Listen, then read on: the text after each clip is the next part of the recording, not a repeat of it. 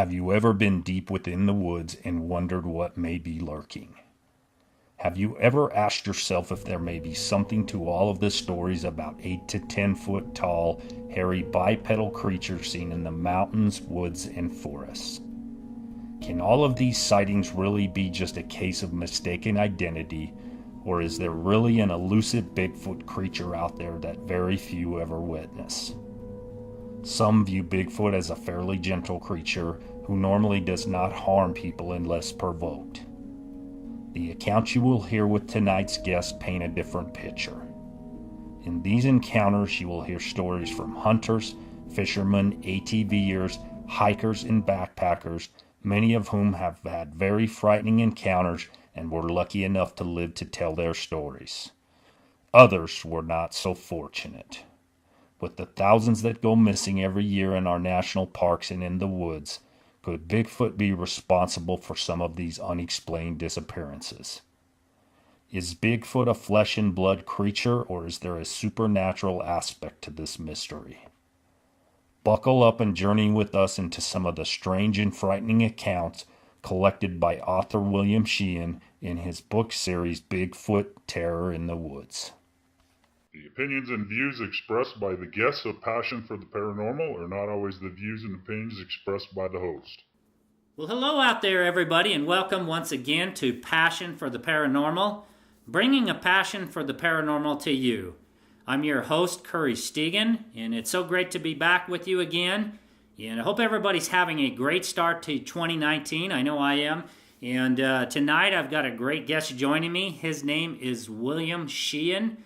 William is a Bigfoot author. He is the author of the book series Bigfoot, Terror in the Woods, Sightings and Encounters. So William's going to be talking with me about some of the intriguing yet frightening cases he's documented in his book series. And if you're someone who follows the Bigfoot phenomena, you're really going to enjoy tonight's show.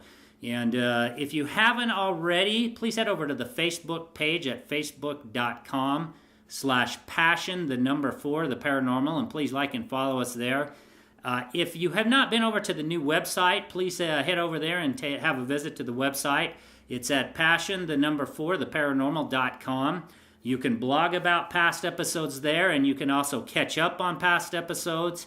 And there's a couple other cool things you can do on the site, so I hope you spend a minute over there on the new website.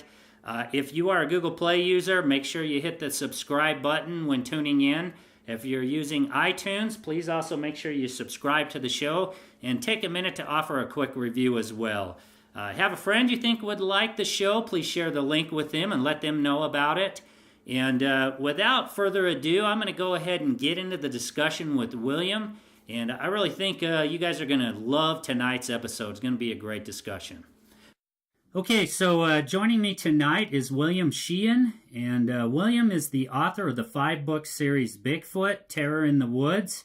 And in his Bigfoot series, William has compiled numerous individual accounts of sightings and encounters. And he is also a therapist, a Christian blogger, an avid archer, marksman, and fisherman.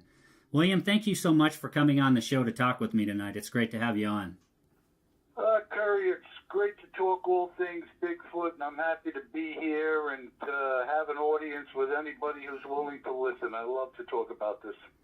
I think it's so fascinating, and you and I were talking for a few minutes before we got started here. Different viewpoints as far as researchers go on this subject. I find that interesting, but before we get into too much of that discussion, I know you've said in your book that you actually have not had your own Bigfoot encounter. So maybe just take us back to how you got into, telling the stories and collecting the accounts from people. Maybe take us back and just give us, a short history on that. Yeah, well, the history is there's not a lot to it. I mean, I grew up with a father who was a pilot. He was also a weather observer for the FAA. We lived in the area where I currently live was very rural and predominantly farmland at the time when we moved out here. I grew up identifying cloud formations, frontal systems with my dad. I could name any any aircraft in the sky back then, be it military or commercial. We were looking at birds, and so I just grew up being what I would call an observer. My friends really weren't too much interested in many of the things that I was interested in. That's really still the same today, by the way.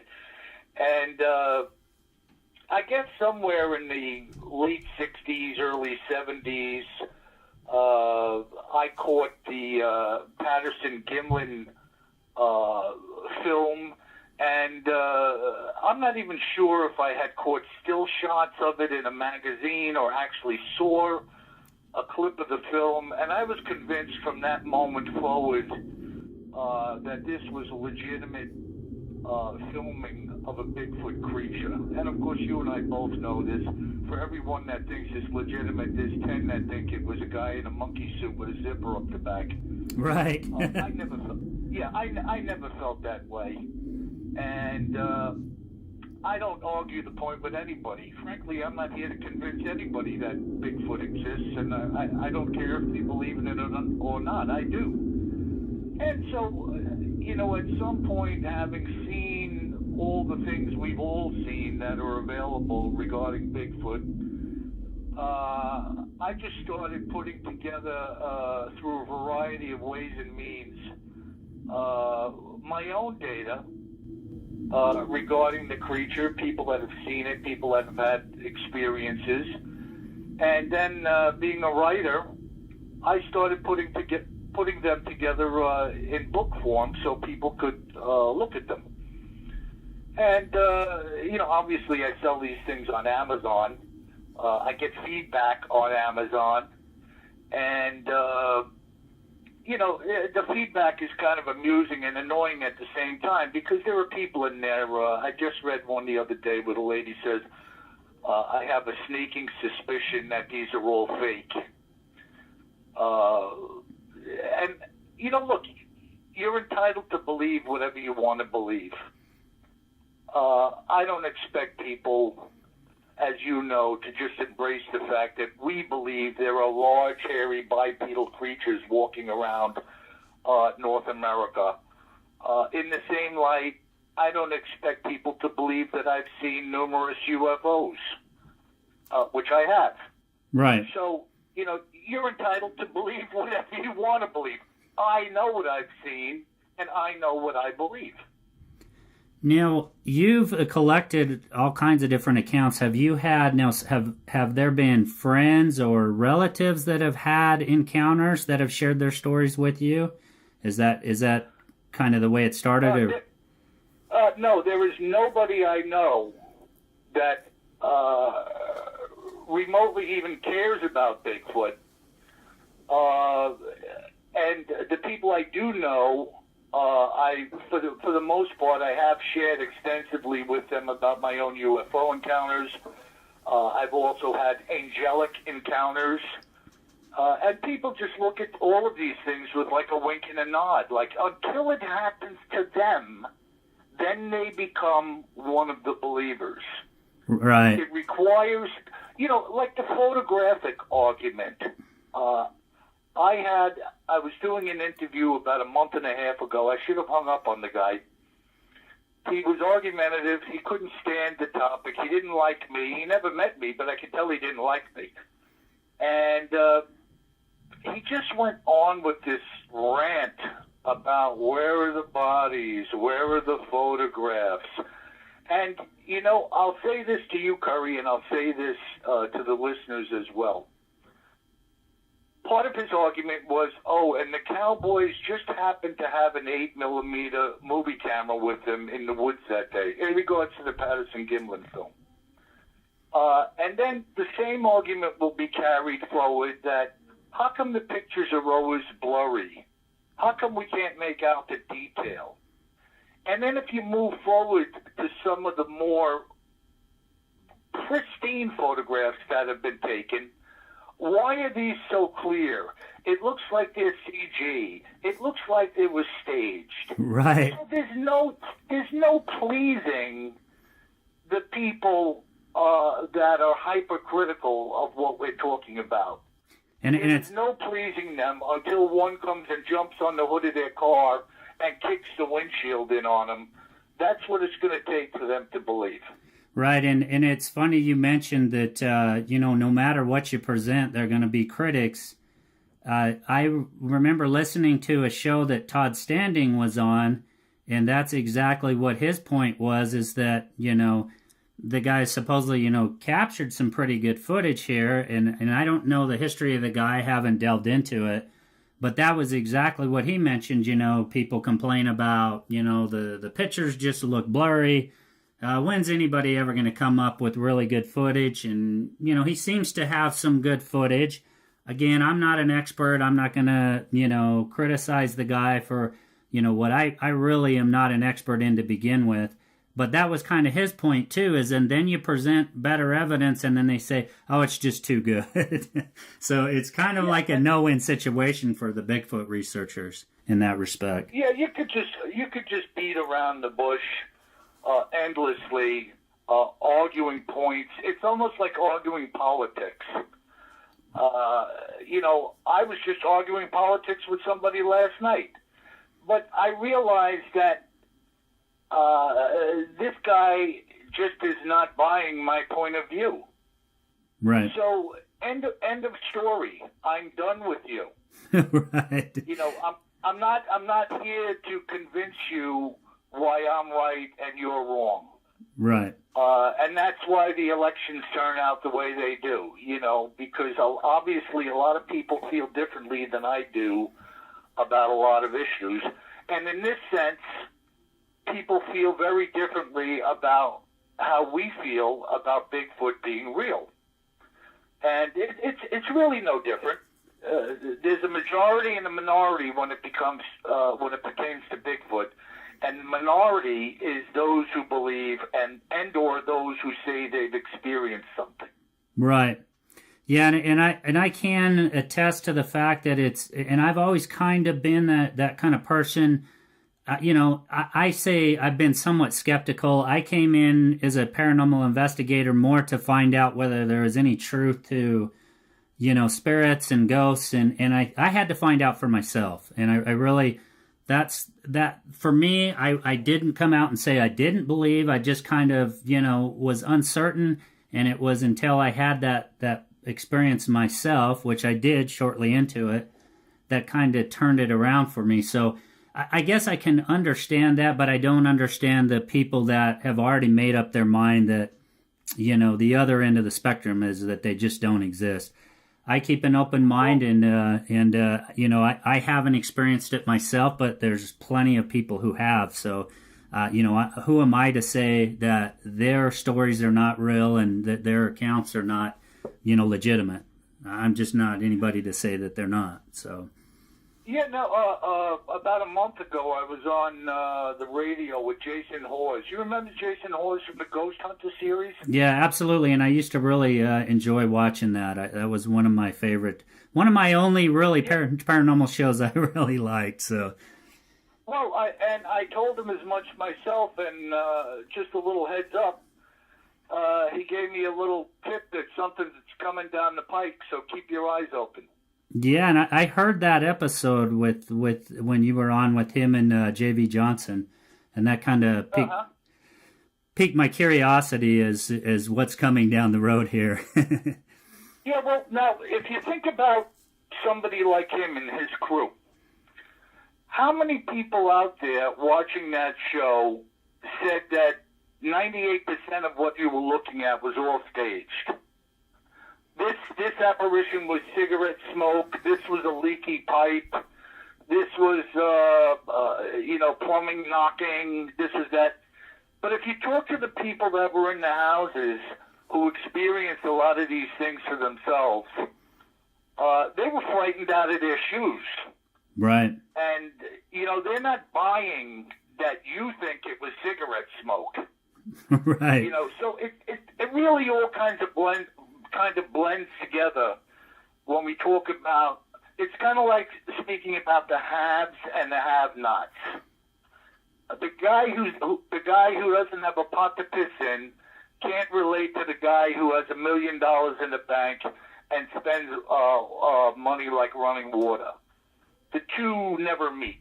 Right. And in this realm of Bigfoot, the people that know that I write stories about Bigfoot encounters, 99 out of 100 of them aren't buying any of what I'm saying or doing.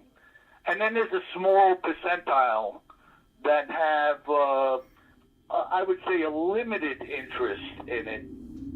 And that's pretty much what we're dealing with. You know, there's a lot of people looking at this like, well, you know, like they're listening to a ghost story. And they find it interesting and neat, and then they move on, you know. Right. Right. So how many? So you've got 5 volumes now to your book series. Can you give us an idea of how many accounts out of these 5 books that have been shared with you and that you've documented in your books? Do you know I've never counted what's it? By the way, let me just give you a heads up for a second. There's actually 6 volumes out now, and I'm working on number 7. Oh, okay. But if you don't mind, I'd like to do a little correction. The series is actually called Bigfoot, Terror in the Woods, Sightings and Encounters. And the only reason I mention that is there's another guy who wrote a book called Bigfoot, Terror in the Woods. Oh, interesting. But that's not me. You know, of course, you know I'm J Sheehan, Bigfoot, Terror in the Woods, Sightings and Encounters. And I just wanted to point that out in case anybody goes fishing around and they forget my name. They're not looking at something that's not me, you know? Right. But I've never counted, to be honest with you, the accounts in my book when I started or going forward. And I have a lot of them. And this, what you read is by no means the best of. I'm putting everything in there, including, some roadside crossings, and then some of the real terrifying stuff. Everything gets thrown into the same pot. Everything is grist for the mill when it comes to these books. I'm not just grabbing something to make this more fantastic than the other one. I'm just kind of rolling them out there in a concise fashion and trying to just give you the gist and the depth of the event and then leave it at that. I don't try to, in fact, I said that in the beginning of Volume 1.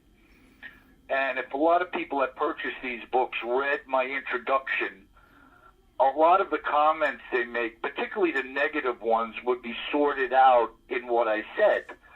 I'm not trying to expound upon anything or elaborate on anything or trying to impress you with my speech or my writing. I'm trying to leave this raw, interview style, cut to the chase, and even having said that, people comment that, well, he sounds like he's saying the same thing all the time, blah, blah, blah. And I said, yeah, I'm the author. I'm the guy writing it. Right. Of course there's going to be similarities. I'm the guy writing it. So it's just kind of silly that even in my writing, there's critics of what I'm doing. You follow me? Sure. And yeah. You didn't put a period where it should have been. Some of your sentences aren't structured properly. To which I say, get over it. Right. If you were talking to me on the street, you're not going to stop me in the middle of our conversation and say, hey, you misspoke, Bill. Yeah. So it's a very raw kind of writing, almost like reading a bunch of different letters written from different people to different people. I'm not trying to be William J. Shakespeare. I'm being William J. Sheehan. And I'm conveying to you data from accounts coming all over the place, Canada, West Coast, East Coast, South, East, West, North. and this is the way it is, you know. Right, and I appreciate that because I think you're just trying to convey the stories as they're told to you. And the thing I find interesting is, I would say, because there's a lot of similarities. What I found as I read the stories in Volume 1, there's a lot of similarities as far as how they describe seeing this creature, the Bigfoot. And I found that was interesting because there was a lot of talk about how the hair looked, and a lot of them I thought were fairly similar, which tells me, there's more to this than what some people think, because there does seem to be some very similar physical characteristics mentioned in the stories as people have told them. I found that interesting. The other thing that I wanted to talk about, and we just briefly mentioned this as we got started in the discussion, is I've had another Bigfoot researcher on the show, and he's spent a lot of time in the field researching. And this is the interesting, the different viewpoints here.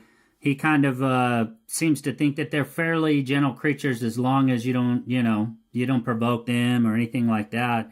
But I found it interesting in a lot of these accounts. I mean, people were scared to death, and in some cases, people were injured or possibly killed by these creatures. And so I wanted to kind of talk about some of the accounts here in the book that you have. A few of them are kind of missing person cases, it sounds like. So, one of them is the Vancouver evidence case that you list in Volume 1. I thought that was really fascinating. Yes. Can you talk to that a story a little bit? Because, again, I was actually kind of frightened reading some of these stories, and I do go out in the woods myself sometimes. And I thought, man, as I go out in the woods, I need to be more aware of my surroundings and what I'm doing. Places up around, like Yellowstone and Island Park, and where there's a lot of bears. And I'm guessing, if these are the kind of areas where there's probably Bigfoot as well. So, but maybe you could share with the listeners a little bit about that Vancouver evidence story, because I think that one it's quite frightening, first of all, and I just it doesn't seem like this individual was ever found in this case. No, he wasn't. And when just to backtrack briefly, because it's always worth discussing, there is a ridiculous amount of consistency, repetition. I'll just leave it at that. When it pertains to Bigfoot sightings, bodies being found, damage being done, the how and the why of how they live and things they do. And this is why it's important to put these things out there. Because, later on, you and I are going to talk about this bone pile story. I know that. I've had a couple of bone pile stories, and in speaking to some other people in the world of Bigfoot, they have bone pile stories. So this is, and the only way you know that is by putting what you know out there, as ridiculous as some people may think it sounds, and then you find out, well, I had Curry from Manitoba, Quebec, told me he ran across thus and so. So you start to connect the dots, and you start to say, wow, these are creatures of habit, and the same things are happening to the same people that are seeing them in different areas. So that's really worth looking at.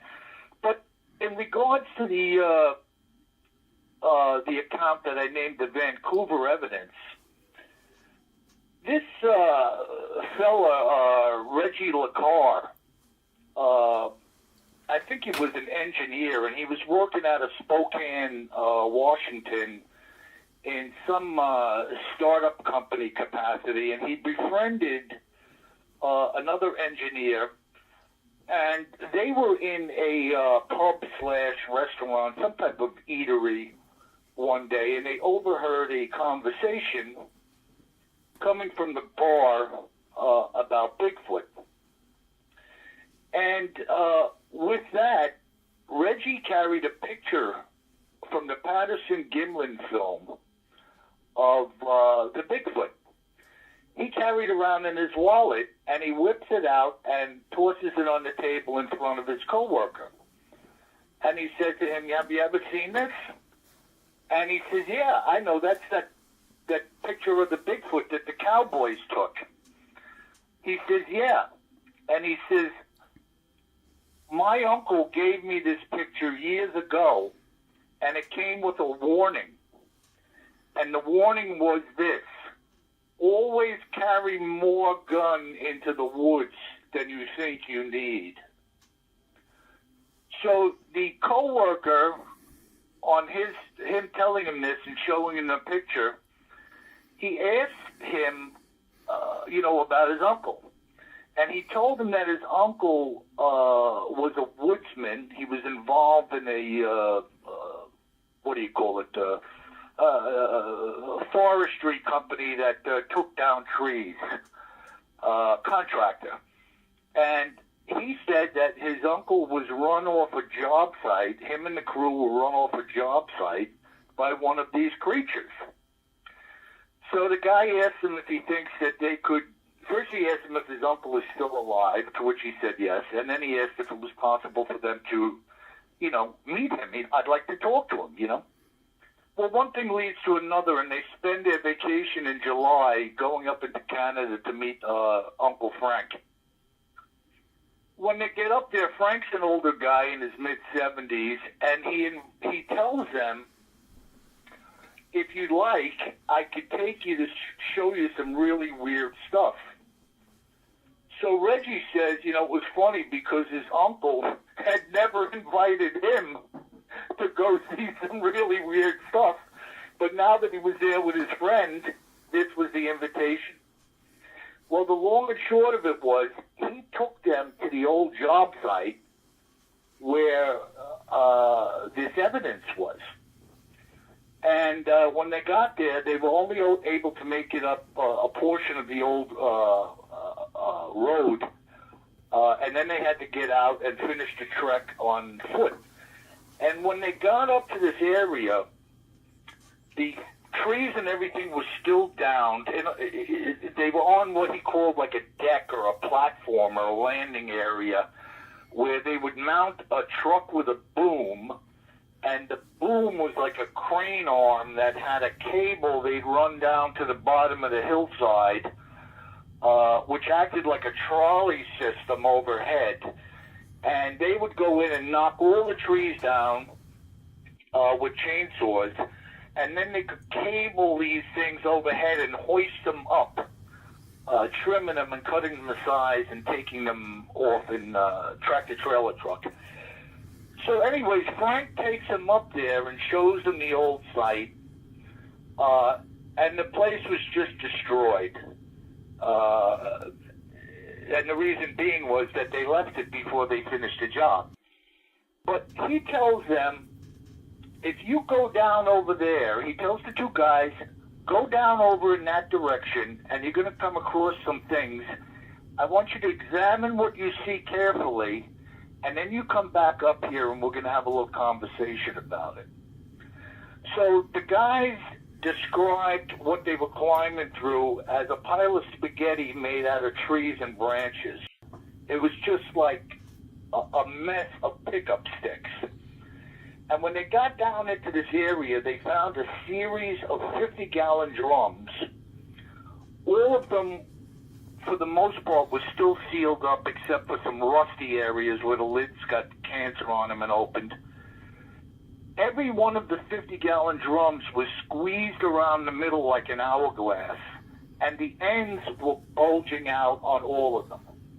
They could smell oil, fuel, and when they closely looked at them, the paint was still intact for the most part on the drums, and there was no evidence that a chain or any type of device had been wrapped around the waist of them, if you will, in this hourglass appearance to crush them in the middle.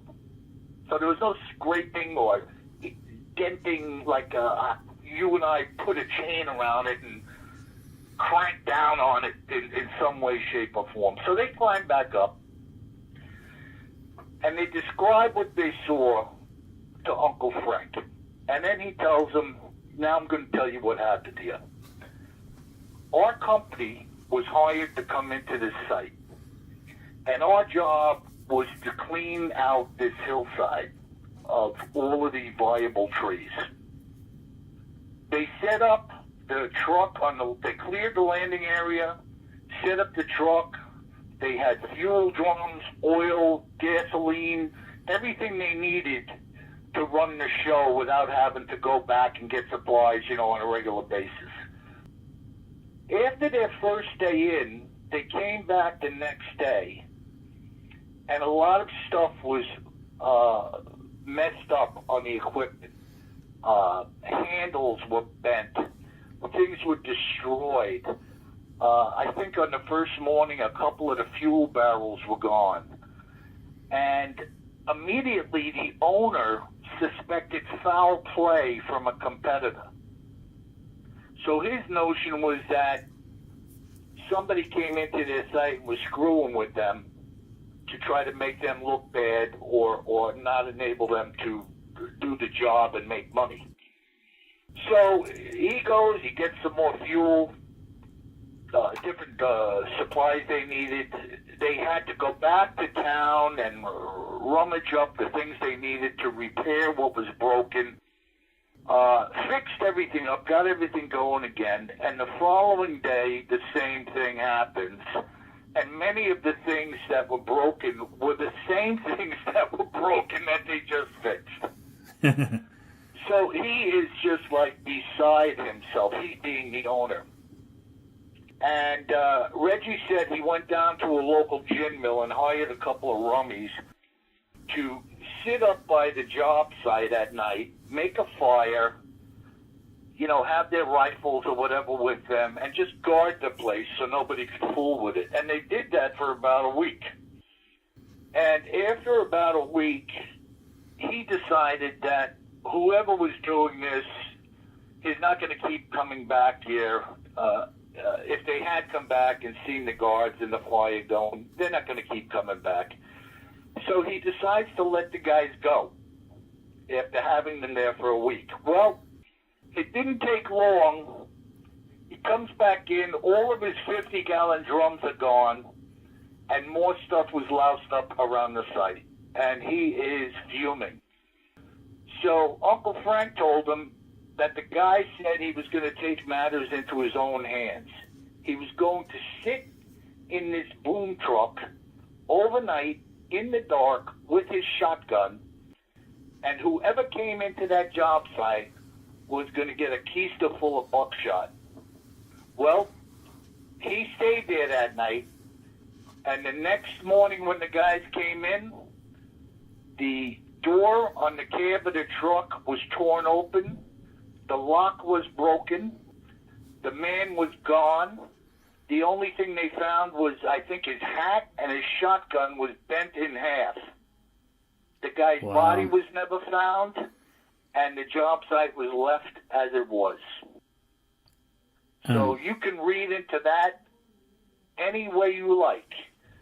But according to Uncle Frank, he believed, and his reason for giving the nephew the picture was that this was the job of a Bigfoot and nothing else.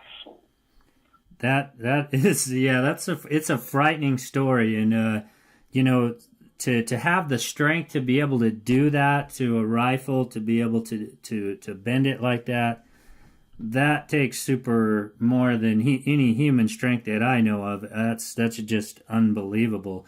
All right, so and also, all of these 50-gallon drums had fuel in them or oil. Forget about them being empty. And if my recollection is correct in the story, now mind you, I don't have photographic memory of everything I write. If I had it in front of me, I'd read it to you and say, oh yeah, it was. If my recollection is correct, he said that they had all been tossed, and they had to have been tossed because this was a pile of timber. You couldn't roll anything. In other words, he described it as a pile of spaghetti made out of trees.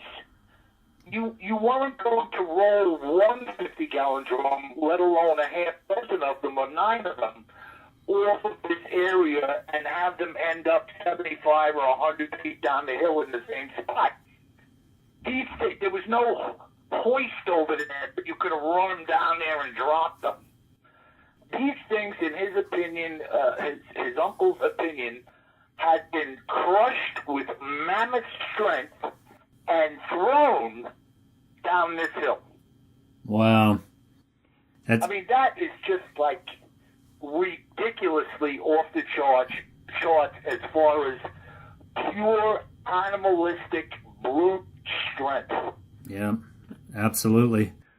Okay, well, what we're going to do here is we're going to take a short break, and we'll be right back. Okay, so we're back talking with William Sheehan, sharing a Bigfoot story with us from an encounter he's written in his book in Volume 1. Frightening stuff, and it certainly, as I read through this story, it certainly had that effect on me. So buckle up. We've got some more accounts to share. I was talking with William, and I really told him there's a couple of cases here, and they both kind of turned out to be missing person cases. I found them just completely frightening. I've spent some time in the woods myself, and wow, unbelievable. And the other story I wanted to get to, William, was the Washington State missing persons case you talk about later on in Volume 1. This is the account with the guys who went out camping, and I don't remember all of the details of this, but this was another quite fascinating yet frightening story. So as I said, for the listeners, buckle up.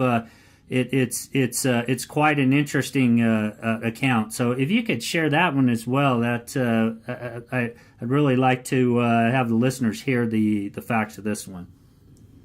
Yes, when we talk about these missing persons, I listen to a lot of different. I'm a radio guy. I guess I got that from my father. He always grew up listening to the radio. And I'm a radio guy to this day. I like interesting stuff. And I like interesting stuff, and I like interesting people.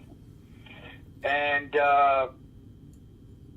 a while ago, when I started hearing, it must have been 10 years ago now, when I first started listening to David Paulides talking about his missing person accounts. And I always thought that in the background, although he wasn't saying it, he was thinking it was a Bigfoot. But he wouldn't let on in his interviews. He never mentioned the creature. Right. And as I got embroiled in this with people finding bodies around here and there, I said to myself, this is what's going on here. These are not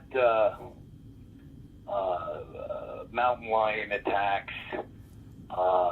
These are not grizzly bear attacks. These things are very unique and very frightening, So in the Washington State missing person account, this came from a guy named Butch McCaskey, who at the time was living in Washington, and he had a partner named Paul, and they had some type of food service business. Now, Butch was a resident of Washington, and Paul was like a transplant. I think he came from Texas. And so these two guys were married at the hip through business. And Butch was a fellow who was into the quad and the motocross bike scene. So in the course of their relationship, Paul started getting into the quads, and they had a big trailer, a number of different quads. And on this particular weekend, they were taking a couple of the workers and themselves out to some area near, I believe it was Mount Rainier.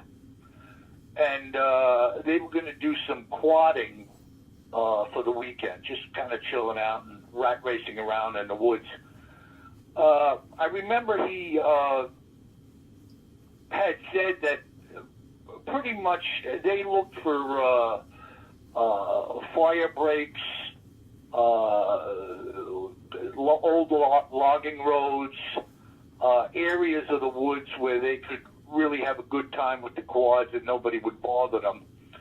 And apparently Butch was pretty good at taking them into these locations.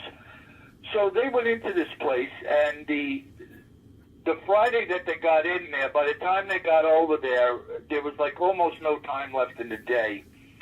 They went out for a quick ride, came back, started up a fire, had a little grub, and just crashed out. Well, in the morning, Paul is the first one to get up. And when he gets out of the tent and the other guys start coming out, he's telling them, check this out. Look at these sticks. So what he was describing was that a lot of the longer sticks or branches that had been put in the fire as the fire dwindled down, they were dragged out of whatever type of pit they had made. So the burning end, which would have been in the fire, was now pulled out, and a bunch of these sticks were now laying out of the fire on the ground. So Butch says to him, like, is this the way you found this? You're saying that somebody was pulling these sticks out of the fire while we were sleeping? And Paul sarcastically says to him, hey, answer the question yourself, brother. What else could it be? The sticks didn't get out of there by themselves. So they're all standing around, and their thought process was that an animal would not get their nose near a fire, and they're not going to bite the unlit end of a burning stick and drag it out of a fire. It just doesn't make sense. So then they were thinking collectively that, maybe there's some characters up here that know we're here and they're messing with us. So the rest of the day they went out, they did their business, they were quadding around and whatnot. They came back, and really, that night really was a mimic of the night before, only this night they had a few brews. So the one guy falls asleep on his quad, sitting on the quad around the campfire, and the other guys are half blown out of their sneakers, and everybody retires to the tents, leaving this one guy on the quad drunk. Well, the next morning, they're climbing out again, and at some point somebody says, hey, where's Richie? And everybody suddenly realizes that Richie's not in the tent, and the one guy says, well, when I went in, he was sleeping on the quad. And all of these guys were so polluted that nobody thought to, rattle him a little bit and tell him, why don't you get inside and jump in a sleeping bag? Well, the guy is gone. So one of the fellas grabs the truck, starts heading back for some help. In the meantime, they're looking high and low for this guy, shouting for him, looking for him. Then the authorities come in, K-9 units, helicopter. One of the cops, according to Butch, said that, or asked the question, was he wearing gloves? And he said, yeah, he had black, I think he said calfskin gloves on. And it really ended just there. Well, the long and short of it was they didn't find this guy. They left the woods. The guy was never found. Fast forward to, I believe it was the following spring, early summer, whatever it was. These guys were in a softball league. And there were all kinds of different people in opposing, teams within the league. And on this one day, they were going head-to-head with some law enforcement. And he recognizes one of the guys as being one of the people that were in the woods that day when they were doing the search. So he goes over to them. I guess there's a immediate recognition, facial recognition of each other. Hey, yeah, how you doing? And he says, hey, listen, whatever came of that? Is there anything else about Richie, ever known? And the guy looked around, and he said, listen, what I'm telling you is strictly off the record. He says, the glove that we found that day had 2 fingers in it. And so he looks at him like, 2 fingers? He's like, were there any bite marks or, he said nothing. Something ripped the glove off of his hand, taking the fingers with it. So he was like, what are you talking about? And he looked around, and he made like a gesture indicating it was a Bigfoot. And then he said to him, the rumor is it was one of the big boys. And he said, what the freak is a big boy? And then the guy said to him, a Bigfoot. And that was how it ended. So there was a supposition based on the how and why. And who knows how many times things happen. Like, people will say to me, why don't we hear about this? Well, I'll give you an example locally in my own neighborhood that I had heard about when I worked for this big shipping firm many years ago. One of the drivers had said to me that bodies were being found on this particular street. Fairly desolate. A lot of industry over there, very few homes, very dark at night. And really, depending where you were on the street, it'd be a great place to, if you were a creep or a killer, you'd throw a body out there over there, and chances are nobody would see you, Right. We never heard anything about that. And that was going on. So even to this day, we never heard anything about what she was telling me. In other words, she had heard it through some of her sources on the street that this was going on, but it wasn't general knowledge amongst the community. Right. And I think a lot of this stuff is handled in the same way. That people wonder why they're not hearing about it, and you're not hearing about it because you're not being told about it. Right, and so yeah, so that leads me to another question, and that is, and I've heard a few other researchers say that they almost think that the fish and game folks in national parks. I mean, you mentioned David Paulides. There's a lot of people turning up missing, but there's also a lot of you just like in the accounts and stories you've collected, people just turn out missing. And there's been Bigfoot sightings and that sort of thing. Do you think that in some cases that some of these park services are trying to hide this information, and are they just trying to hide it because they're worried they don't want people to be fearful of going into these areas? I mean, I'm just curious your thoughts on that. My thoughts are this. I'm not blaming anybody. And really, I don't know what to think or make of the whole mess. But the facts are that people are finding things, and maybe if I was involved, like the old saying, you don't know what it's like until you walk a mile in another man's shoes. It's easy for me or anybody to stand back and say, "Oh, I think they did this or this that." I don't think anybody in particular is doing anything of their own free will, and to me, it spins back to Bigfoot reporting in the same light. People don't want to talk about this. Even the people who have the sightings and the encounters don't want you to know their name. They don't want you to know where they live. If they have pictures, they don't want to show them to you. Right. They don't want to be in the... My friend Joey used to say to me, if you don't want to get framed, stay out of the picture. Right. And those those were wise words. Yeah. I don't know what's going on. You know, it's like in the military. You know things on a need-to-know basis. Right. And if you don't need to know, don't ask. Right, and you're not going to know. Yeah, it's right. just... And I think this is exactly what's going on here. I don't blame anybody. I don't think anybody is particularly hiding anything.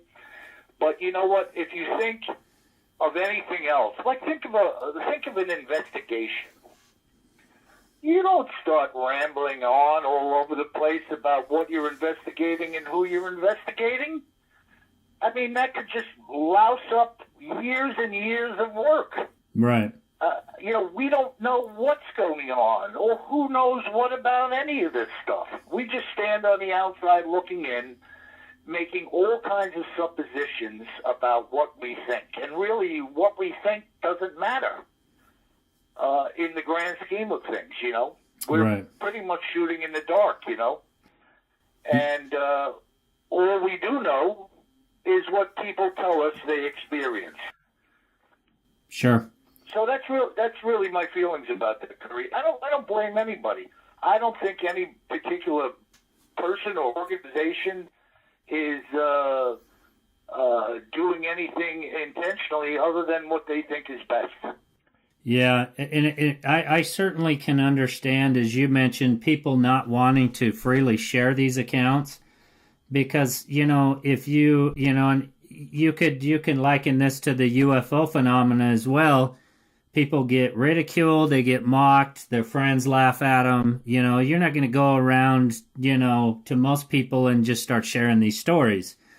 You know, it's probably somebody that you confide in. You may tell the story to a wife, you know, whoever. But you know, I certainly can understand that aspect of it. But it's interesting because you mentioned David Paulides. He's done a lot of research on these missing person cases. And a lot of these happened in national parks, and it just seems like sometimes they've just completely shut them out and are not willing to talk to them at all.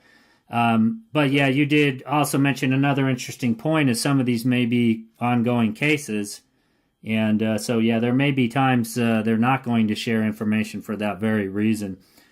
You know, again, we are just spouting words into the darkness. Because you and I do not know the full story. We don't know all the pieces and the ramifications and everything. We're just a couple of Joes kicking around over a cup of coffee, some information that we've heard or been told, and we're just throwing a couple of logs on the fire and just putting it out there. You know, I'll give you an interesting example, and I was sharing this not too long ago.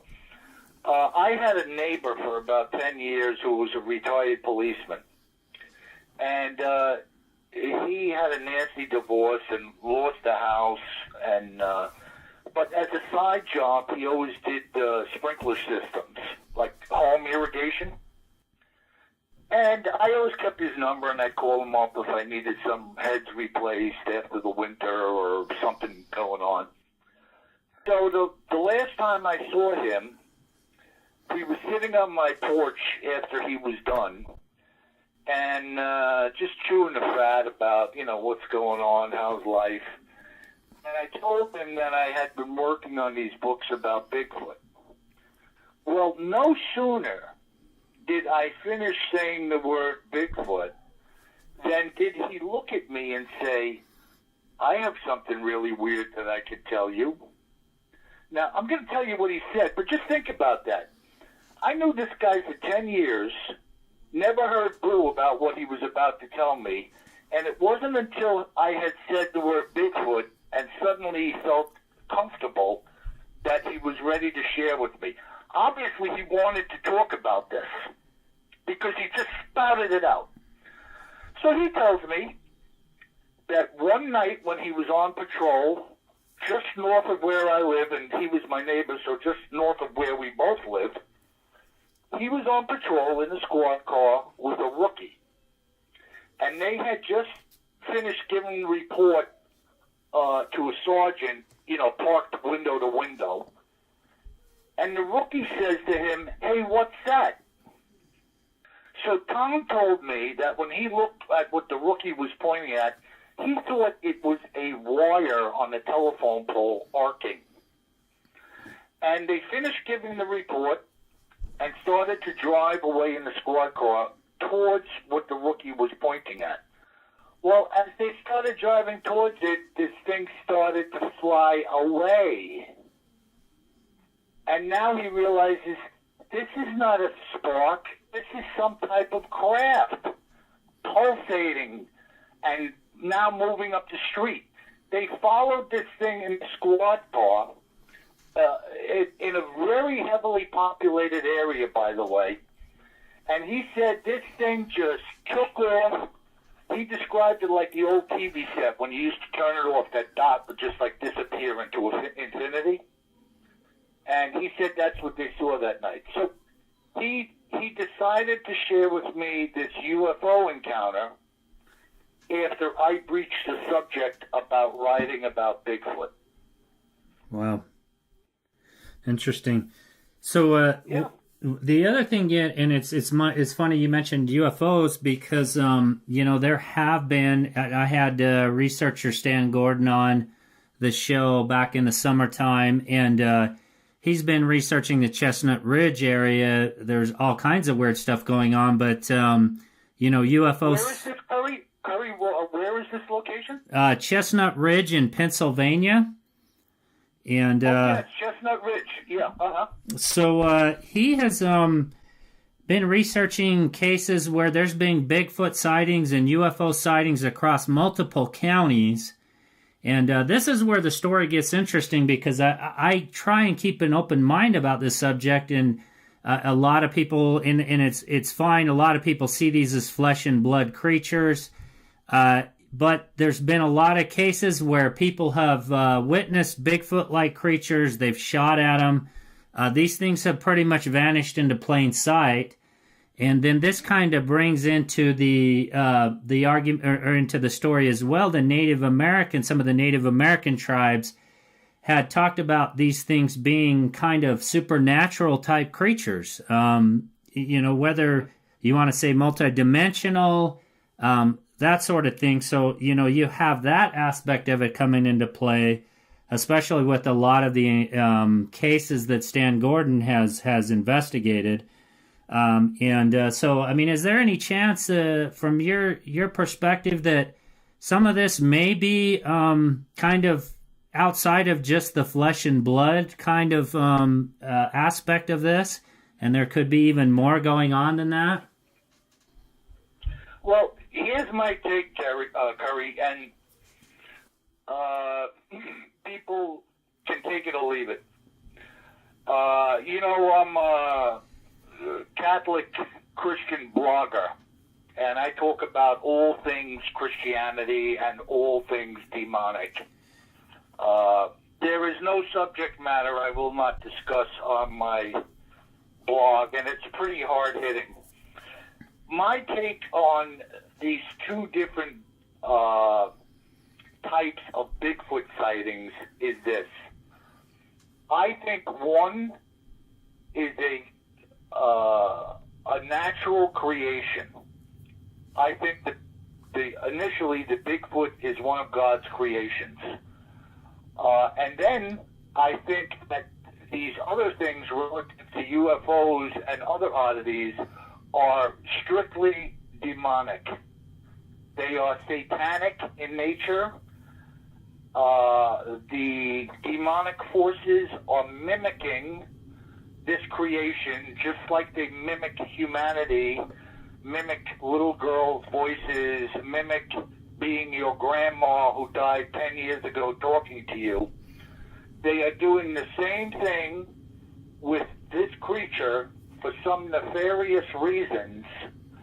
Because think about it. A flesh and blood creature, the real Bigfoot, stinks. It leaves enormous piles of scat. When hunters have gotten shots off on them, they bleed. In my story, The Prospector's Letter, this old-timer, old gold miner from Sacramento, stood over one that he gunned down, and he described in detail that it had yellowed and blackened, cracked teeth that looked like the teeth in his mule's mouth. That is not a ghost. That is not a demon. That is an animal who's been living a long time, and he put a few shells in a carbine in it and killed it. Right. Then you have other things like you just described. A flesh and blood animal does not disappear. If you read the account that I have in one of my volumes, The Disappearing Man, totally freaky, totally weird, completely unbelievable at face value. And yet, this dude says this is what happened. So I think there are two things going on here. I think one is the supernatural, and you could agree with me or disagree with me about this demonic connection. I don't expect everybody to believe what I'm preaching. In fact, most people don't. And then I think there is this flesh and blood animal. I think there's two distinct things going on here. Interesting. And so you have one case in Volume 1 that kind of is along the paranormal lines. Well, I mean, there seems to be a UFO twist to it. And maybe you could share that story, because I think this one's a little bit off the beaten path of some of the other accounts you had in the book, but nevertheless very interesting. Yeah, and actually, at the point I'm at now, I probably have 3 or 4 accounts that you would consider paranormal or UFO related. The Dead Falls Lake affair was just incredible, and yet I ask you, Curry, isn't this all incredible? I mean, like some people will say to me, let me hear your craziest encounters. Everybody says that. And to me, I say to myself, well, what's crazy is a 10-foot tall, hair-covered, 1,500-pound monster walking down the shoulder of the interstate at night more or less crazy than a 9-foot tall, red-colored, hairy, 2-footed monster attacking somebody's hen house. They're both completely off the charts as far as I'm concerned. You know, it's like, is it scary to see Frankenstein walking down the street or Frankenstein knocking on your door? Right. You know, they're both Frankenstein. You know what I mean? Right. But this Dead Falls Lake affair was so bizarre, and this came from a brother and a sister, Marion and Chris Lane, and they had said that in July of '84 there was a group of young people, I think it was 20 or 22 people all together. They were going up into the Shasta National Forest, hiking up into an area called Dead Falls Lake, and their plan was to do a little overnighter with a couple of guitars and cases of brews, you know, and they had the whole thing going on. You know, they were going out to get lost in the woods and have a party. Well, when they got out there, I want to say it's definitely after midnight, they started to see a glow of blue light emanating behind a mountaintop in the distance. And of course, when you're under a pitch black night sky with nothing out but stars, and you start to see a blue aura getting brighter and brighter behind a mountain in the distance, this thing is going to get your attention, and it had theirs. So they were watching this thing, and of course everybody's seeing it, And finally, they see this thing come out from behind the mountaintop. And it starts coming towards them. It appears like it's coming in their direction, and the distance they were totally unaware of. But he described it now as a flying saucer. And he also said that the thing looked organic. Now, you would say, like, what the heck do you mean organic? Well, first of all, he said it was thousands of feet up in the air, and they realized as they started to see it that it was miles away, but they were making out what they described as a large glowing disc that was exuding what appeared to be a combination of extremely bright blue and white lights. And he said that from the distance, it almost looked like the disc was alive. He told me that, like, I know this sounds really weird, but it was gradually making its way down into the valley, the same valley in which all these people were gathered. And he said as the craft began to make its descent, that beams of light started to emanate from different sides of the object. And the light, or the beams, were moving from one side to the other, flashing on and off, as it appeared to be scouring the terrain, like it was doing a search or some type of grid pattern on the ground beneath it with these lights. He then said that a bunch of people in the group started to freak out and get antsy, and some of them took off.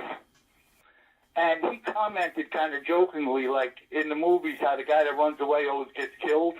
He said he wasn't running, he was going to stay where he was, Right. Well, it started to get closer, and then they thought to themselves, we better put this fire out, because this thing can see the fire. So they started dumping beer on it, knocking the logs around. Some guys were filling up beer bottles from the lake, squirting the fire. And it started coming closer and closer. He said now the light changed and it was glowing with a yellowish-white color, but there was still bright blue swirling around in this space that appeared like pigment being mixed into a can of fresh paint. He said after about 10 minutes, half of the group had gone, and the craft had now reached what they knew was the other side of the lake, which was still a considerable distance away from where they were. But at this time, he now estimated that this disc was about 200 feet across. And then he said all of a sudden the disc stopped and began to pulse, growing brighter and dimmer, and he described it as like a heartbeat. All of these searchlights that had been panning around on the ground and going off and on had stopped moving. And he said a ring of fuzzy, multicolored lights started to circle around the outer edge of this craft. They were red, green, and yellow, and he said they weren't as sharp as the beams of the searchlights.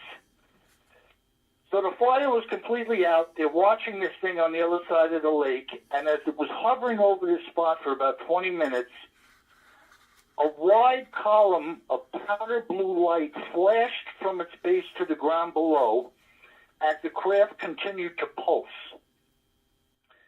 And he said as they watched it, they could see something that from the distance they were looking appeared to be a speck being drawn up into this tube of powder blue light below this pulsating craft. They watched it a little longer, and the speck remained like midway between the ground and the base of the craft, and then suddenly two other specks came down from the base of the craft and stopped in the tube at the same level this first speck they were looking at. Now, they're describing it as a speck because this thing is still very far away from them. This went on for a little while, and then they're standing there watching. Suddenly, these two specks that had descended went back up, and the craft started to move again. Now this thing is coming now over the lake, and the tube of light is below it, and they said that they now realized that this thing was maybe a football field away, and they could also tell that it wasn't 200 feet wide. He said it must have been at least 400 feet wide. I mean, this thing was massive. This tube of light was going over the lake now. And as it was getting closer, they could see that this thing that was a speck was a lot bigger than a speck coming closer. And the tube of blue light was disturbing or drawing up on the water as it passed over the lake, but around the tube remained normal. So this tube was having an effect on the surface of the lake's water. And as this thing got closer, it was passing them to their left. And they saw that what was the speck was a huge Bigfoot suspended midway in this tube of blue light, being carried around beneath this craft in the tube. He said it wasn't moving. It looked like it was in a state of suspended animation. And as this thing is passing by them now with the tube of blue light and the organic lights swirling around it and everything, boom, it disappeared. And he said it didn't take off, it didn't fly away at a fast rate of speed, it just vanished. Wow. So I guess you could infer from that the Bigfoot had been abducted. That is, I mean, that's a fascinating case. I don't mean to laugh because, I mean, I for one, you know, like I said, I think this is fascinating stuff. Some people will write that off and say, you know, well, you know, UFOs are abducting Bigfoot. I don't mean to laugh in a sense that I'm you know, disregarding the story. I just it's amazing, very, very bizarre, and wow. What an account. Yeah, see, now, I don't... was the UFO abducting the Bigfoot? Or was the UFO looking around in the countryside for a creature that had come from it? In other words, was it retrieving its own? Right. Yeah, that's certainly another possibility. All right, yeah. well... I mean, say that you or I make something and we set it loose.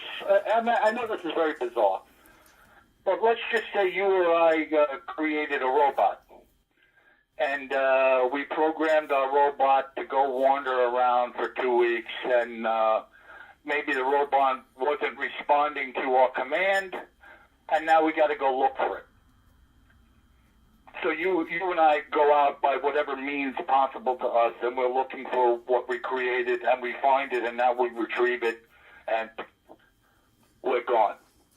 I mean, it's so bizarre that the entire conversation is subject to ridicule. Right. It's just like, what are these two guys talking about? I'm listening to this guy, William and Curry, talking about disappearing Bigfoots and UFOs scouring the countryside, you know. But this is the kind of stuff I love. Yeah, I mean, it's so crazy that, now, when you hear a story like that at face value, you say to yourself, you know, and I know a lot of people go like, come on, man, you know. But then when you hear another guy, I have a scoutmaster who told me the story of the orb. I have another guy, I think he was a software engineer, very wealthy guy, who claims, well, that's a story for another day, but he had animals on his property that were having bites taken out of them and getting killed. Big animals. I'm talking like, you know, cows. Right. And they weren't being mutilated, but they would have like a single large chomp out of them, and they were dead in the field. And the long and short of it was, the second or the third time this happened, his brother had been called over, as he usually did. He called his brother to say, hey, check this out. Well, this time there was a snowfall. And they saw a large set of tracks in the snow coming to the beast and going away from the beast. So they decided to follow them. And when they followed these tracks in the snow, they led to an area where obviously something circular, and I emphasize the word circular, had melted the snow in a particular area in a perfectly circular pattern. And it just so happens that the footprints coming away and going back to ended right where this circle was. Wow. Yeah, so, baloney? Yeah, okay. But I don't think everything's baloney. You know, I really don't. I don't go through life believing that everything is just smoke and mirrors and nothing's true except for the Jeep parked in my driveway, you know? Right. All right, so, well... You know, I mean... Go ahead, I'm sorry. No, it's okay. Well, what I'd like to do here is just take a pause for a brief break, and we'll go ahead and be back here in just a minute. Don't go away, because more to follow with William Sheehan. Okay, so we're back with William Sheehan. We are talking about his some of the stories and accounts he's shared in his books, Bigfoot, Terror in the Woods, Sightings and Encounters. And we were just talking about a real interesting case he has in Volume 1, and it is the Dead Falls Lake Affair. Kind of one of the more bizarre cases and accounts in the book. But what I'd like to do, William, is kind of get back to kind of on the similar track that we were on earlier. And that is, we were talking about some of these really, really kind of frightening accounts that people have had, you know, whether they're missing persons or somebody actually being wounded or killed. In one of the accounts, the other frightening accounts that you shared in Volume 4, and I wanted to talk a little bit about, is the bone pile story. Now, you mentioned you've had a few of these accounts you've talked about. The one particular one in Volume 4 I found quite frightening and interesting, but maybe you could share a little bit about that story for the listeners. Yeah, you know, one of the most interesting things about this particular account, now I had mentioned to you, I actually received this account secondarily to another bone pile account. Both guys were avid hunters.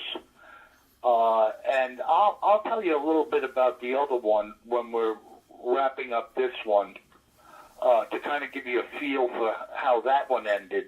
That particular fellow actually did a little experiment, which I thought was pretty interesting. But this fellow, what made this super interesting was that this hunter was an orthopedic surgeon. And he was out on a solo hunt. He told me he was in, October 1999. He was hunting in the area of the Kootenai by Mount Oki. And he knew the area, and he had been hiking in, and he got to a point where he knew that there was a lot of wildlife around this area. And at some point, he said to himself, like, where's all the wildlife? He just came to this, like, realization, like, I haven't seen anything in a while. What's going on here? And he said that as he had this realization, he suddenly felt like he was in imminent danger and that his life may be in danger. And he kind of spent a little time, like, gathering his thoughts and thinking to himself, like, you know, I have a lot of education, and people rely on me to be sound and stable, and, you know, and I got to come to grips here, because he felt like he was losing his mind. And when he did come to a point where he said he could move on, he was following what he said was a wide, well-used game trail that he believed was being used by large animals in the area. And he was following this to a point where he said he was now in what he called the shadow of Mount Oki, when he came upon a wall, so to speak, of bushes, well, kind of like a briar patch, just like a dense wall of shrubbery and bushes and whatnot. And he said there was a trail leading through this thing, so he went in. When he got inside, he came into an area that he described as an oblong clearing about 15 feet by 30 feet that was so matted down and so trodden upon that not even a weed was growing in it. And this whole clearing was scattered about with animal bones. And, you know, as a hunter, bones aren't just left around in the woods. And critters don't attack stuff and bring them back to the same clearing in the woods all the time to eat the flesh off of them and leave the bones there. Something's going to take the bones wherever you leave it. So he's standing there like, what am I looking at? What am I standing here? And then his eye is drawn to some camouflage off the side of the clearing. He goes over to the camouflage, and he realizes it's a camouflage jacket that is still wrapped around the rib cage of a human body whose legs have been taken off. He grabs a stick, he lifts up the jacket, and he sees it's a human pelvis. Now he's like, you know, what the heck is going on here? I got animal bones, human remains. He then looks up at the head, and he described that the bony structure of the face had been impacted in such a way that he said it looked like a 7-inch diameter shaft had been driven into the face of this once living being, smashing all of the facial bones midway into the skull. So he said that obviously whoever this individual was had died instantaneously. A blow like this would be like, you know, fatal to anybody. But who or what had done this was the mystery.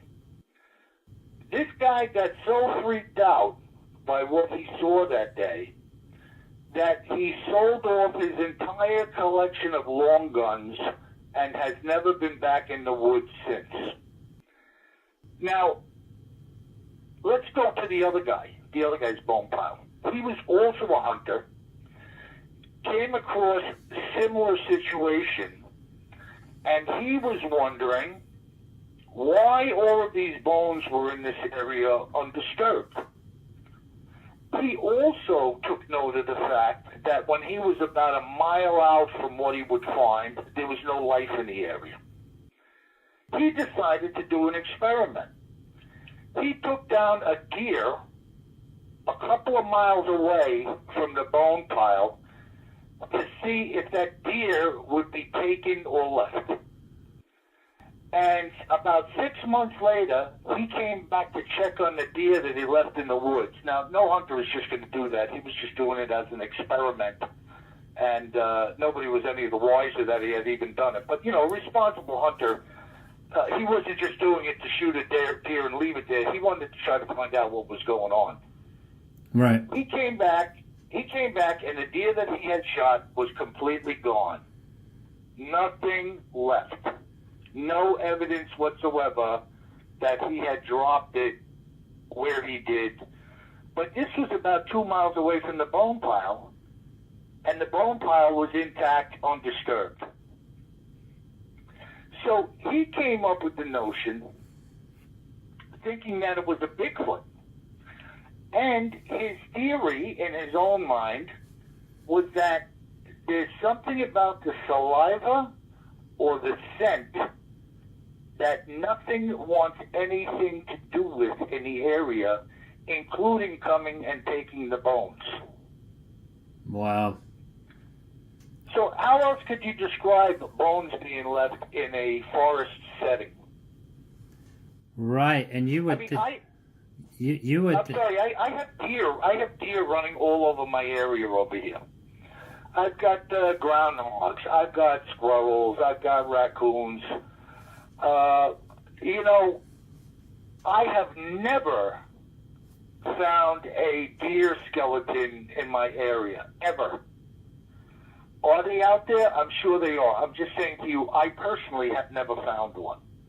Right. I have never found a rack of antlers from a buck. Are they out there? I'm sure they are. I've never found one.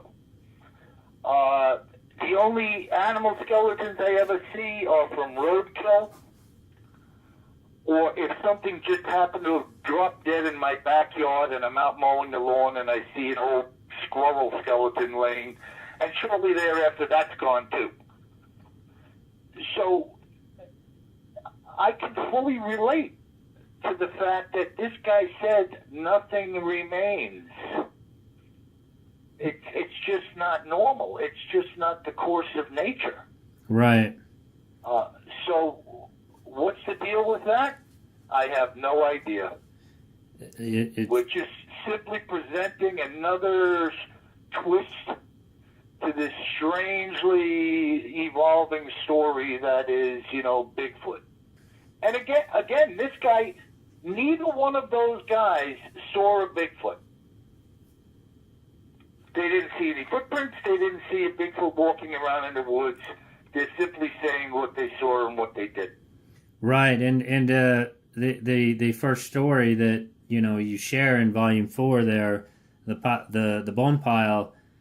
I mean, that kind of impact on a skull doesn't even seem like that's something a bear could do. I mean, that is. I mean, I think in the story it said like a 5-inch, indentation into the skull. That is pretty significant.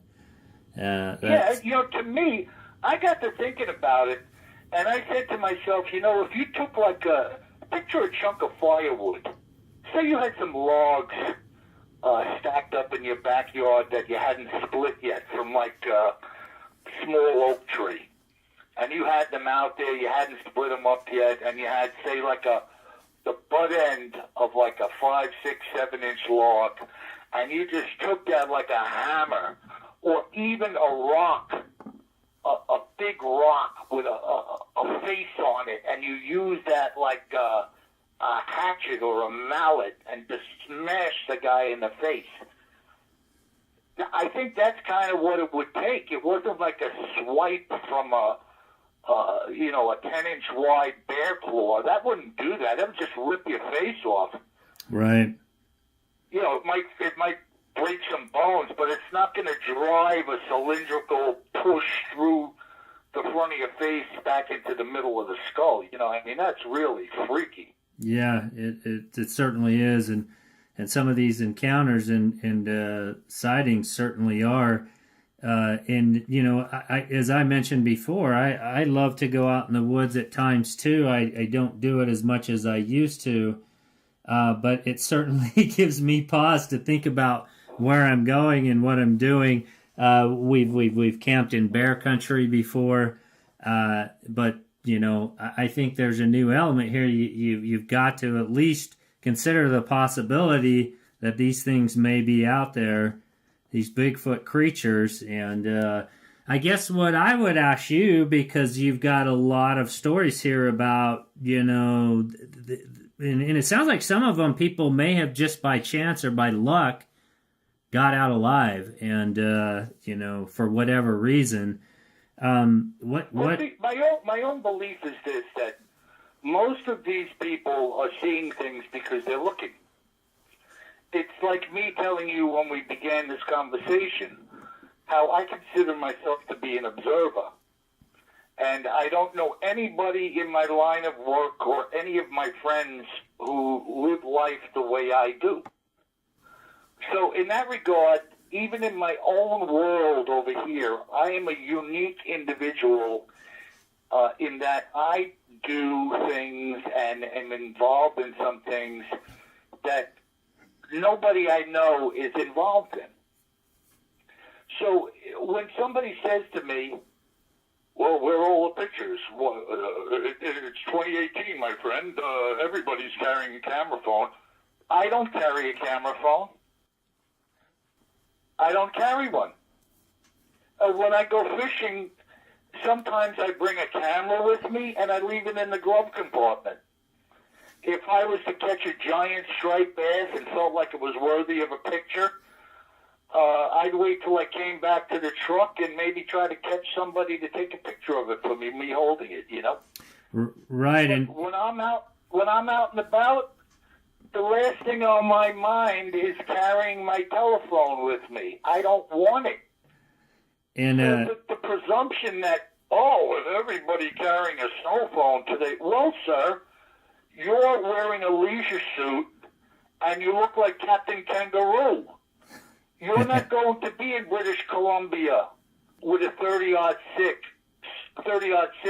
stomping through the wilderness by yourself looking for an elk. And you know, you're in your comfort zone. You're in your comfort zone with your iPhone and your Cadillac Escalade, criticizing the guy that's in the woods with mud in his boots and a 2-day-old beard, eating some granola bars, freezing his butt off. Right. And the thing I would say... There's no relationship there. Right. You have the critic, and then you have the boots on the ground. The people that are actually experiencing it, yeah. And I can imagine somebody out there, one, when they see this sort of thing, they're probably... The blood pressure probably elevates pretty quickly, and, you know... Just like you have shared the stories of all these accounts, some of these people are wondering, you know, are these creatures going to attack them? I mean, that wouldn't be the first thought in my mind if I'm scared in the woods about something like a Bigfoot out there. That's not going to be the first thing on my mind is pulling out my phone, taking a picture. I'm going to be trying to probably get out of the area as quickly as possible. Now, I know some people go out looking for these things. But, you know, if they're as elusive and as quick moving as some of these people say they are, you know, that's tough to be able to take a cell phone out and be able to try and get a good, clear picture of these things. I can imagine that's no easy task at all. Again, Curry, myself, I don't even care. You know, if I never saw another picture again, it doesn't change my mind. You know, it's a totally random, bizarre act to run across one of these things. The odds are probably less than that of winning the lottery, which is 300 million to 1 for Powerball and Megaball. I mean, it's ridiculous. And yet, I have a group of people in the hospital. We play as a group twice a week. We've been playing the Powerball and the Megaball for years.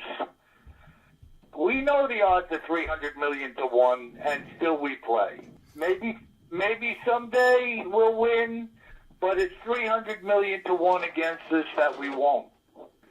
So, what are the odds of another good photograph being taken? Probably about the same as the lottery odds. Yeah.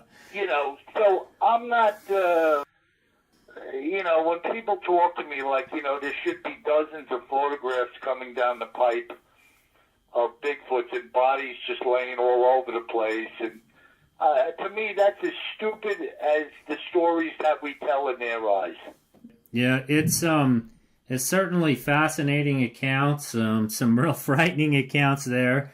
And like I said, I think I would never decide based on this not to go out in the woods, but it certainly gives me pause to think about now when I do go out in the woods to be more aware of surroundings and that sort of thing.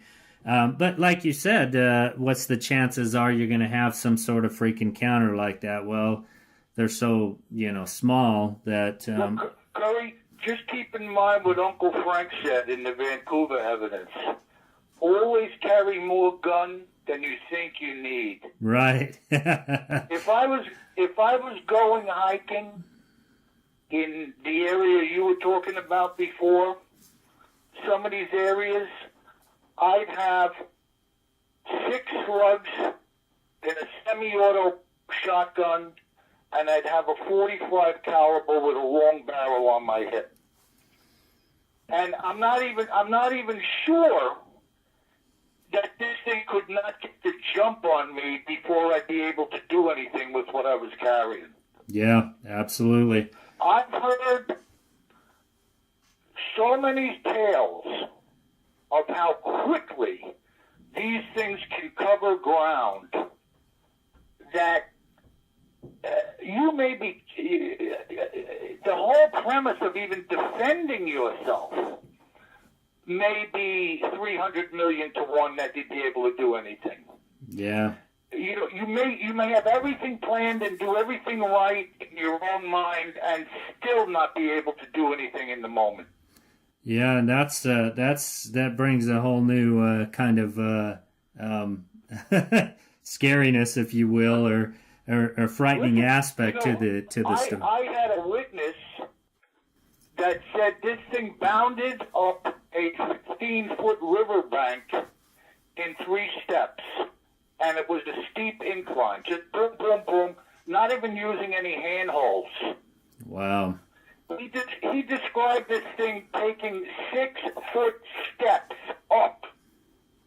Think about the leg strength and the drive to raise a giant leg up 6 feet and lift this mammoth body up with it 3 times in succession to climb that type of riverbank.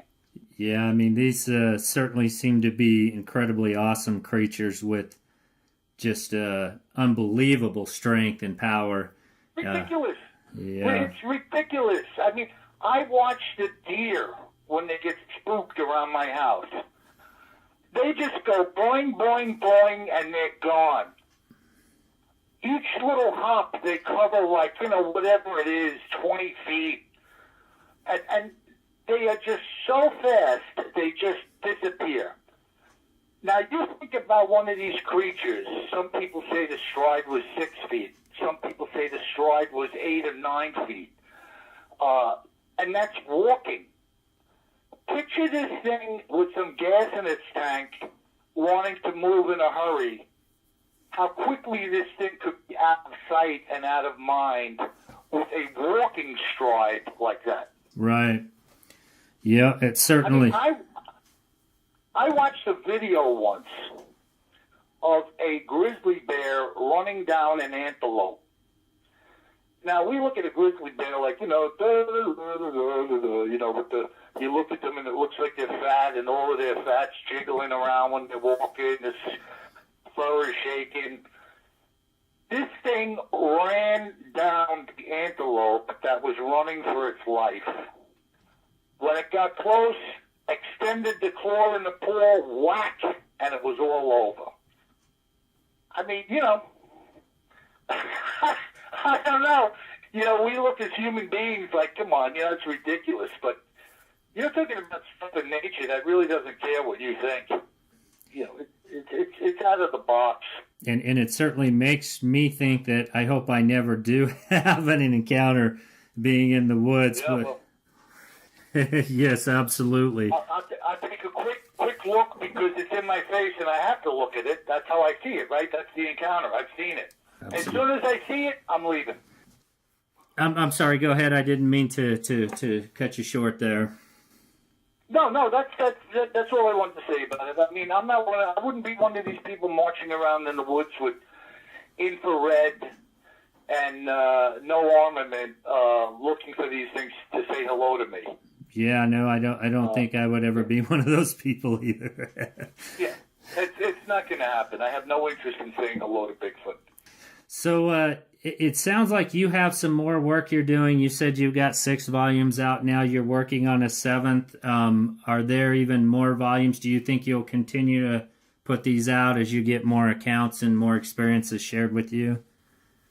Yeah, and I actually, all of these volumes are available in paperback or Kindle on Amazon.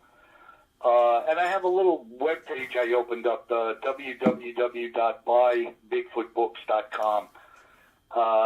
I didn't come up with that name. The lady who does some stuff for me plugged that in, and I said, it's as good as any. If you go on there, it's just basically going to take you to Amazon.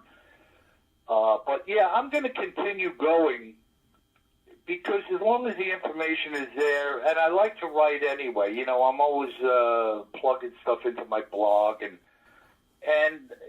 you know what, I enjoy talking to people like yourself and others that I've been speaking to. There was only one person, like I said, I should have hung up on him. But other than that, I enjoy talking about the subject to people and just promoting what's going on, you know. But yeah, I'm gonna keep going as God gives me strength, you know.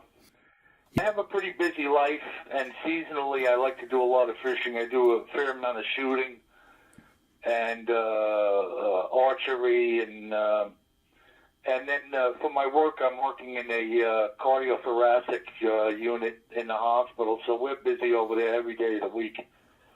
You know, I like to stay with it. I like to be involved in it, and I like to feel I have a part in the overall discussion, you know. Absolutely, yeah, and I certainly enjoyed reading the book, and you know, like I said, I got into Volume 4 a little bit, not too far, but certainly some amazing accounts, and thank you for doing what you do and sharing these stories. And like I said, I think all too often this is being put out there as, you know, Bigfoot's this gentle creature that, you know, just, you know, keep your ground and, you know, kind of steer clear, don't get too close, and you're going to be okay. But this kind of sheds a new light on it, and I think it's interesting because I think just like any other creature out there, I mean, you know, you're in the wrong place at the wrong time. That could be possibly the last moment for you if you have an encounter with one of these Bigfoot creatures. You know, you think about it, Curry. How often does somebody open their front door and there's an intruder in the house? Virtually never. But for the people who have opened their front door and walked into the kitchen and turned the light on, and they hear boom, boom, boom, and suddenly two guys are confronting them with knives in their hands, now it's a completely different story, isn't it? Yeah, absolutely. You know, and to me, this is very much the same thing. You know, where is the camera in that person's hand? Do you think they're just going to pull out their camera phone and snap a picture of the two guys? It's not going to happen. You're in fear for your life. Right. You're not just climbing out of your Mercedes and saying, "Oh, look, there's a Bigfoot." Hold on 1 minute. Okay, you're in focus. Smile. Jeez. It's not happening that way. Right. These are random acts by people, whether they have a camera, they don't have a camera. And as I said, a lot of people have pictures, and they're not even willing to show them to the public. Right. So it's people can speculate or say whatever they want, but you're not the guy who had the encounter. You are not the woman who had the encounter. She can make her own decisions about what she will or will not do in regards to what happened to her and who she wants to tell about it. It's not up to you to impress upon her that she needs to tell her story. You know, why? So everybody in the office can laugh at her? Exactly. So, hey, William, I really appreciate you coming on and talking with me. It's been a great discussion. You mentioned the one website. I think it was buybigfootbooks.com. Is there anywhere else people can go to find your work? No, I mean, really, if you just go on Amazon, and if you just type in Bigfoot Terror in the Woods, Sightings and Encounters, you're going to come across everything I've done. And you can buy a Kindle book there if you're one of these electronic book readers. I like actual hard copy. I have paperbacks all over my house. Yeah, I get freaking. As a matter of fact, we have a free book rack in the hospital. I just unloaded a pile over there the other day. And yeah, I like paper, but I encourage people to check them out. I think you find it interesting. And as you know, Curry, I wrote these things up in such a way where even if you're not really a big reader, you could throw one of these books on your coffee table and you could do a story in 10 minutes. Yeah, and that's what I liked about it too. You know, you can go through the encounters and you put it down. It's an easy breaking point, and then you pick back up right on to the next encounter. And, you know, there are only maybe some of them 3 or 4 pages. And so, you know, it's kind of like mini stories all the way through the book. And you can, you know, you have one encounter you read and you can easily stop and then pick it right back up into a new encounter. But really, yeah, I mean, I was, like I said, I wasn't trying to embellish. I wasn't going to make a conversation into 120 pages. Right. You know, it is what it is. You know, I went out to walk my dog. It was cold. I came back in and had my lunch. If that was all I had to say, then that's all I would have to say. Right. You know, I'm not going to just keep ranting and raving about this and the sun came up and the sun went down. You know, it was 68 degrees and, you know, to me that's all nonsense. I try to give a little bit of background as it came to me, and then we get down to what did and what did not happen, and we're done. You know, and then we just move on. You know, so right. I hope people enjoy it. You know, and like I said, I know there's a lot of people out there that just are miserable no matter what you do, you know. Sure. But I think a lot of the people are enjoying this stuff, and we're fueling the conversation, you know, and that's what it's all about. Absolutely. So once again, so if you pick up the book, it is Bigfoot, Terror in the Woods, Sightings and Encounters, and as you said, now 6 volumes out. And on the cover, it's actually, the author here is William Sheehan, but it actually reads J Sheehan on the cover of the book. So great books. It's been great talking with you, William. I really appreciate you spending the time with me. And I'm going to look for those new volumes coming out. And like I said, I really have enjoyed reading it. And I think I'm going to pick up some of the other volumes and read some of those. So, we'll look for the new ones. And hopefully down the road, you'll be willing to come back on and talk with me again. It's been a great discussion. Yeah, no, it's no problem. Anytime you want a little company about Bigfoot, give me a call. We can do it. Sounds great. All right, William. Well, you have a Merry Christmas and Happy New Year, and have a great night. And once again, thank you for coming on. You as well, Curry. Thanks for having me, and thanks to your listeners for hearing us out tonight. All right. Sounds good. Okay, take care, brother. Have a great night. All right, so that's going to about do it for tonight's show, and a big thanks to William for spending all that time with me talking about some of those quite intriguing yet very frightening accounts from his book series, Bigfoot, Terror in the Woods, Sightings and Encounters. So really hope you enjoyed tonight's show. I thought it was an amazing discussion. If you're going out there deep in the woods, please be careful. And I'm really looking forward to next month being on with you again. And once again, everybody, thank you for tuning in. Have a great 2019.